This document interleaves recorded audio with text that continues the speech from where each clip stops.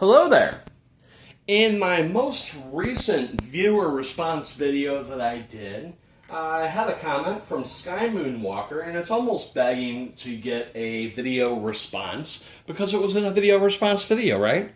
Sky Moonwalker asks, out of all the Obi-Wan thin neck saber designs you own, which one do you like the most? Now, first I want to go ahead and just start off by saying that's not exactly a fair question. Because all of these lightsabers are different. They're all unique in their own way. And on top of that, I don't actually have all of the Obi-Wan thin neck sabers that I own just yet because the Roman Props Inception Elite run has not shipped yet. Hopefully we'll be receiving that by the end of the month. But I guess I thought about it long and hard, and I guess that in all reality, it's easier to qualify my least favorite.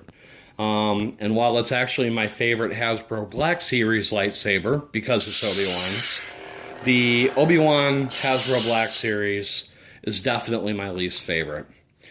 Now from there, with the remaining four that I have here, it's really kind of difficult because all of them have different qualifiers. The Roman Props Mark I is actually, without a doubt, one of, well, not even one of, it's pretty much, universally agreed upon that this is the most screen accurate Obi-Wan Kenobi Episode 4 A New Hope lightsaber.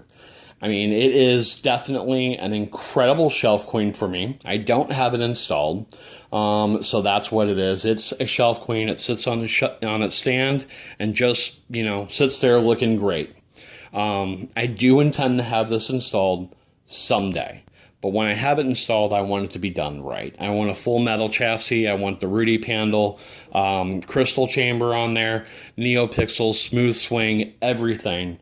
And I know that I'm not quite up to doing that myself yet. I also know that to do it right, the parts for the chassis are going to be extremely expensive. So that's a long ways off. So really, this is just a display saber. That's a different qualifier. It's definitely my favorite display saber that I have. So that's one of my favorites. Then you've got the One Replica's SSBK. Now this one has smooth swing installed in it.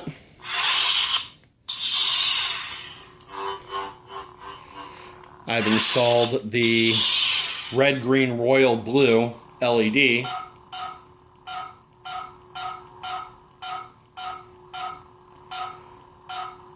Which makes it very unique and different from all of my other Obi-Wan Kenobi thin neck sabers.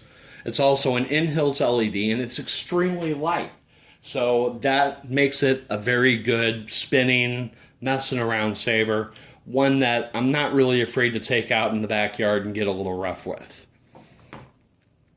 I have my Obi-Wan Kenobi MHS saber that I built myself. Now this saber is one that originated as a Ultra Sabers Arbiter that I got in a mystery box. I've got it installed with a Verso soundboard, a single color blue, royal blue LED. And again, this is really the saber that I started out with when the first saber that I ever cut the wires on, installed a quick connector and changed LEDs. And from there, it went from one saber to an entirely different saber. It is definitely a favorite.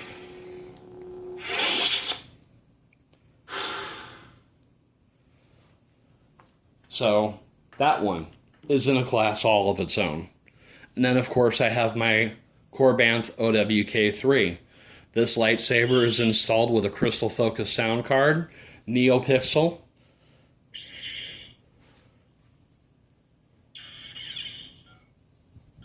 color changing.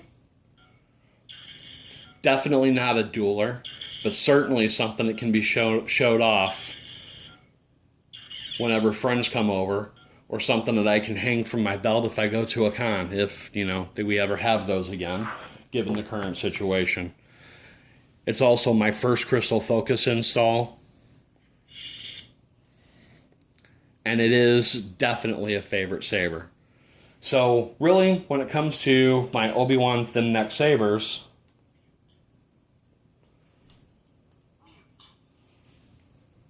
I don't really have a favorite. They all have their own qualities that make them unique. Gosh, that's loud. They all have their own qualities that make them unique in their own way. And that makes them all a favorite within those qualifiers. But, okay, yeah, I am trying to find a way to work around it. If I had to pick one saber as my favorite, I can't. I can definitely exclude the the Black Series Obi-Wan Kenobi. The Mark I is fantastic. But even if I do get this installed, this is not a saber that I would carry on my belt. It's too heavy. I mean, as it is, without any electronics installed, it's already heavy enough to where if I tried to hang this off my belt, it'll pull my pants down. It's beautiful. It's a great shelf queen, but not something I would use on a daily basis. The the SSBK from One Replicas is a very nice saber. It's one I intend to use, but it's not very screen accurate. It does get the point across, but it does have its thing, or have its little bits that would make it less appealing to me than some of the others.